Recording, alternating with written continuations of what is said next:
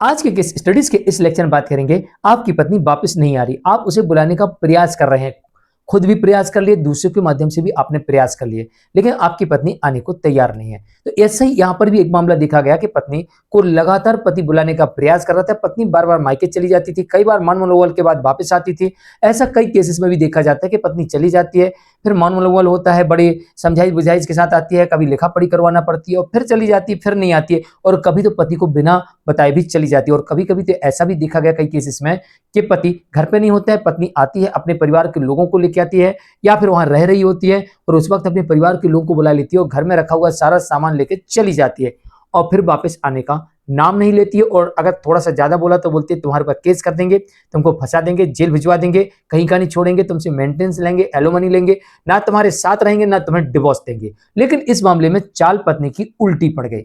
यहां पर पति ने पत्नी के ऊपर यह आरोप लगा दिया कि पत्नी वापस नहीं आ रही है। आमतौर पर पति बहुत सारे केसेस में आरोप लगाते हैं और दाम्पत्य पुनर्स्थापन का हिंदू मैरिज एक्ट सेक्शन 9 का केस भी कोर्ट में फाइल करते हैं और कहते हैं कि उसकी पत्नी वापस नहीं आ रही है। लेकिन इस मामले में ऐसा ही हुआ कि पति ने अपनी पत्नी के ऊपर आरोप लगा दिया कि पत्नी वापस नहीं आ रही है, पत्नी बिना किसी कारण के अलग रह रही, मतलब मेरी कोई गलती नहीं है, पत्नी नहीं आ रही वापस, जबकि मेरी कोई गलती नहीं है। तो आप लोग भी ऐसा ही अपने केस में करते हो, दाम्पत्य पुनर्स्थापन का केस फाइल करते हो हिंदू मैरिज एक्ट सेक्शन 9 के अंतर्गत और फिर कहते हो कि भाई मेरी पत्नी वापस नहीं आ रही, मैं तो उसे बुलाना चाहता हूं, मेरी कोई गलती नहीं है। तो आपके केस में भी ऐसी होता है और इस केस में भी ऐसा ही आरोप लगाया गया। लेकिन जैसे ही पति ने आरोप लगाया और पत्नी ने पति के ऊपर ताबड़तोड़ एक के बाद एक केस कर दिए, लेकिन यहां पर पति के पहले से ये आरोप लगाने की वजह से पत्नी के द्वारा लगाए गए एक के बाद एक कई केस एक भी टिक नहीं सके और एक के बाद एक सारे के सारे केसेस खत्म हो गए, सारे के सारे केस डिसमिस हो गए। तो चलिए आज के स्टडीज की इस लेक्चर में बात करेंगे कि अगर पति आरोप लगाता है कि उसकी पत्नी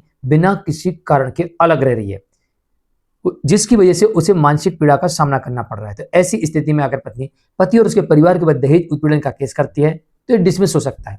पत्नी अगर मेंटेनेंस मांगेगी तो ये केस भी डिसमिस हो जाएगा। पत्नी अगर डोमेस्टिक वायलेंस का केस करेगी तो भी ये केस डिसमिस हो जाएगा और अगर पत्नी तलाक का केस करेगी तो वो भी डिसमिस हो जाएगा और अगर पत्नी अन्य कोई केस करेगी तो वो भी डिसमिस हो जाएगा। क्यों डिसमिस होगा, आज के केस स्टडीज के इस लेक्चर में इस जजमेंट के माध्यम से बताएंगे, जो जजमेंट हिमाचल प्रदेश के हाई कोर्ट की तरफ से आया है। तो आपके लिए जजमेंट बहुत अधिक महत्वपूर्ण है क्योंकि इसमें दो चीजें स्पष्ट की गई हैं।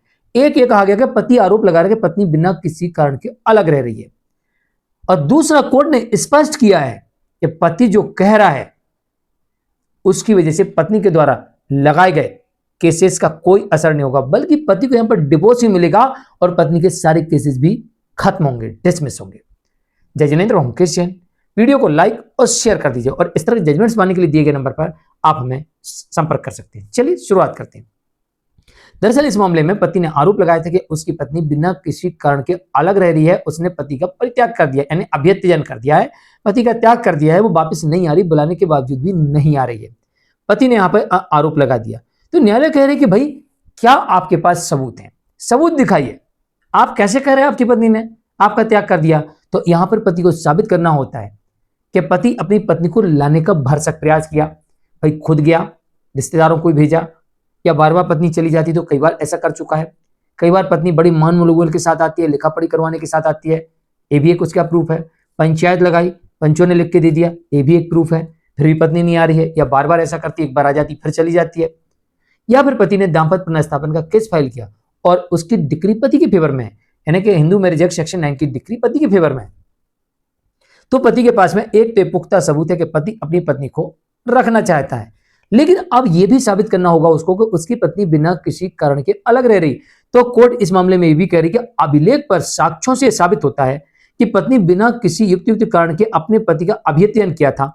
यह भी यहां पर साबित कर दिया पति ने। तो कैसे साबित होगा, नंबर 1, अगर पत्नी सेक्शन 9 के केस में आई ना तो भी पति साबित कर सकता है, क्योंकि उसके पास में बहुत सारे सबूत होना चाहिए जिस दिन से पत्नी उसके घर में रह रही थी, उसने पत्नी का कैसे ख्याल रखा, उसने पति को घुमाने फिराने के लिए गया, उसका सबूत क्या है, और उसने जैसे कहीं बीमार पड़ गई तो उसका इलाज करवाया, उसका सबूत क्या है। इसके अलावा हर मौके पर जो फोटोग्राफ्स खींचे उसने, वो सबूत के तौर पर प्रस्तुत कर सकता है।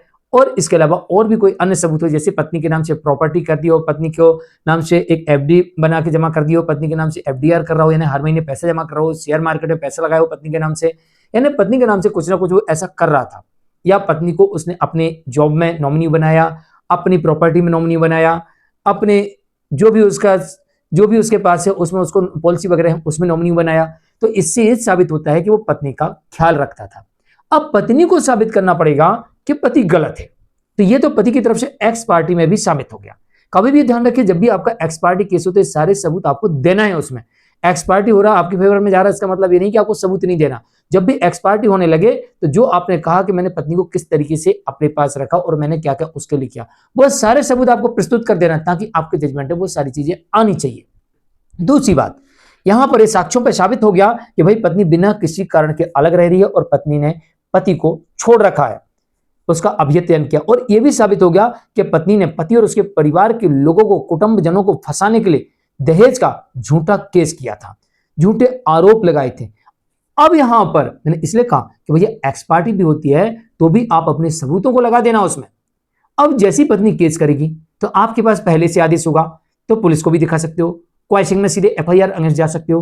अब पत्नी को यहां पर सबूत देना पड़ेगा, क्योंकि पति के पास में बहुत सारे सबूत है। नंबर 1, पत्नी जिस दिन से उसके घर में है उसने पत्नी के साथ क्या क्या किया, बहुत सारे सबूत हैं। और इस बात के भी सबूत है कि पत्नी के लिए क्या क्या किया, यानी पति धर्म का पूरी तरीके से पालन किया, इसके सबूत उसके पास है।